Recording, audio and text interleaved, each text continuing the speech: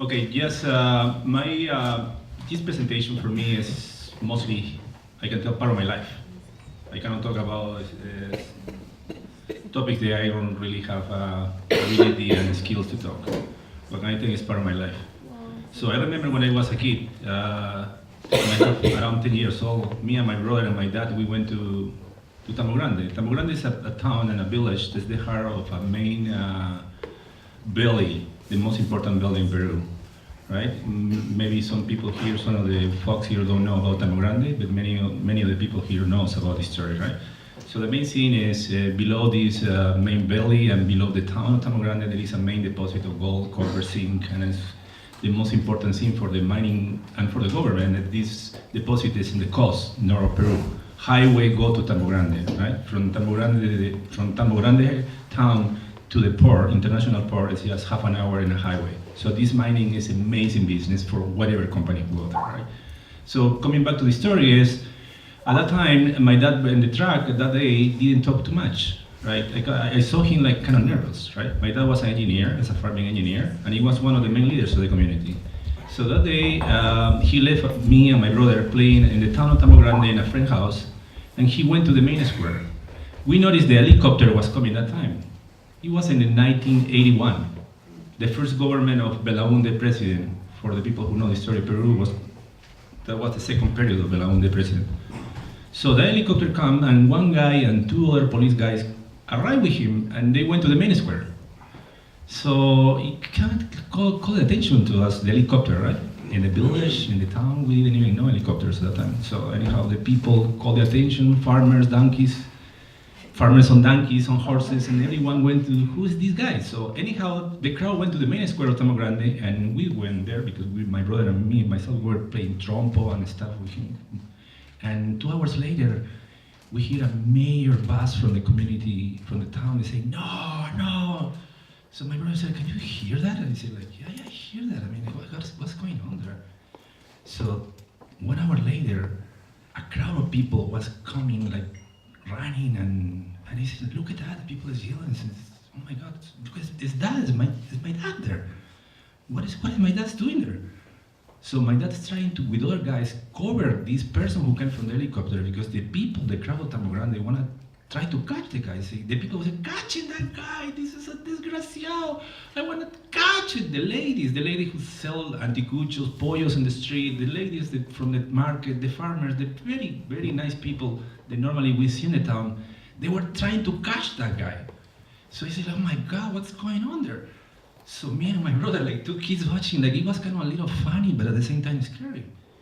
So I saw one of the ladies who normally sell chicken to us, because we knew her, she's a friend of my mom and my dad. And that lady, I remember, he got the glasses of that guy. He got the glasses of the guy, and I remember she got the glasses and he destroyed the glasses, right? So the people was really mad and more people was coming, catch that guy, vende patria, malparido, desgraciado. Oh my God, like, so it was kind of funny to see that, like, at the end, almost the guy catch the helicopter and the helicopter went over. So the people were laughing and stuff. So I never forgot that story, right? So when we come back from Tambogrande to the city, when we leave to Piura, in the middle of the way, I asked my dad, what happened there? He said, that guy come to tell the people they have to leave from the town because they want to be a mining industry below. I said, I can't understand that. No, the guy told the people that the main deposit of the gold is below the cemetery, and below the main square, and below the church, and below the towns, and below the houses, and below the people have to go there, have to get out from there because they have to be destroyed to get the mining. That's what the people say, no! That's when the bus we hear with my brother, right? And he said, Daddy, who was that guy? Who was that guy? He said, was the mining minister. Oh yeah? And I say, what is his name? And this is the final of this story. It's Pedro Pablo Kuczynski. And Pedro Pablo Kuczynski is the actual president of Peru. That story is 30 years ago. So that guy never learned this story. So I have to tell you guys this story so you can catch up now. What's happening now? So that guy is the president of Peru. The guy who in Tambogrande the people wanna actually kill. Because that guy was trying to sell Why it. is he president then? And not just that, just a second. In the last election in Peru, the two candidates were Kuczynski and Fujimori. So look at that. What options can we vote? Anyhow, I am here to talk about the impacts, right? From that time, in 2001, again, Fujimori tried to install this mining industry in Tambogrande. In this case, was a Canadian junior mining company that the person before was talking about in the stock market. So that time the company was named Manhattan, but the point is not exactly Manhattan. The point is how the system works here to go down and exploit these kind of industries in the middle, in places that it's not possible to do it, right? So we reject the company at the end of the story, because I am not talking about the story what happened in 2001. And anyhow, the point is impacts in Peru. The impact from the industry in Peru is incredibly terrible. This is one of the mining in Peru, just to show some photos. Cerro de Pasco. Look at the town and look at the mining open pit, just beside. So these people is living with the explosion, with the dust, with every single thing for years and years and years, right? So this was the example for us in Tambogrande that's gonna be the future for us. So we can show the next photo. This is Espinar, one of the projects in Peru that's promoting in this event from the PDAC, right? So PDAC, now Peru is a sponsor of this event, promoting cases when it's impossible to do mining. People gonna give their life before the mining go inside, right? So in Peru, all related to mining is violation of human rights, is violence, is exploitation, is abuse, and is just against to the people who live in the village. You can go to the next photo. This is a classic protest in Peru. Next one. That's how the people resist. People, the only they have in Peru, the communities, is the land. To exploit the mining, they have to destroy the surface. The people on the surface. The government violate the right of the people and say, I own this undersurface. So it's impossible to be a coexistence in between exploitation on the surface with the surface. And the people in the surface have the houses, have the cemeteries, have the culture, have the land, have the connection with the nature. So this is a system that destroy one, destroy the other one. It's impossible a coexistence here. That is what the people don't get it. Many people don't get it. In Peru, the people that support the mining, they don't want to understand this concept. It's impossible to have two things or two activities in the same space because one destroys the other one, right? Next one. Look at how the people resist. Police is mostly working for the minings, right? Look at how the people resist with their life there. I mean, this is a photo of Rio Blanco, Pura case that I work a lot. That's people, community leaders of the community, right? Look at how the police treat them, right?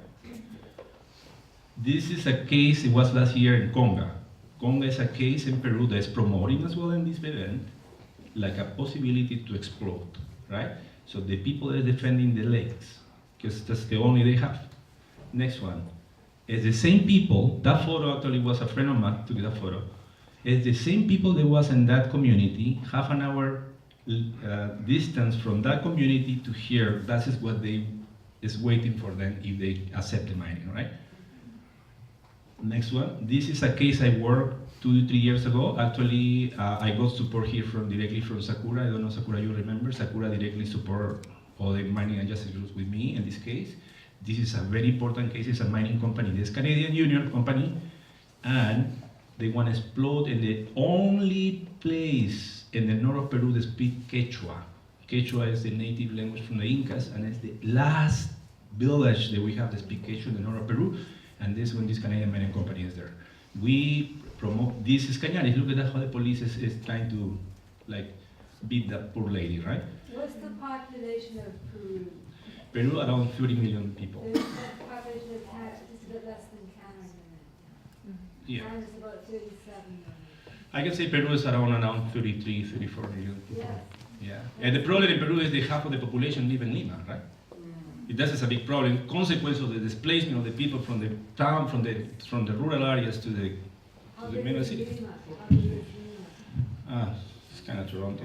Imagine Toronto with 2 million, with 16 million people. So it's completely crowded, right? So anyhow, keep going with the situation. We are resistant. This is in Rio Blanco. This is how the people, the police, look at the police treating the community. This is the way how the people resist in Peru. So when a mining industry go in Peru, that is waiting for that. I will love to put in the brochure for this PDAC about for the sponsor in Peru these photos, right? So come and invest in this project because that is what is waiting for you. Right, because and the other thing, that's the last impact I never mentioned before. We are getting consequence of this mining exploitation, and because the mining cannot go in communities, mean illegal mining.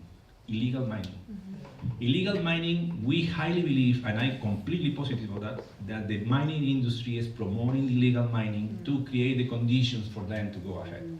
Because that destruction of the illegal mining, they say, you see, I respect the environment, I use the standards, let me go in rather than the illegal mining do that, right?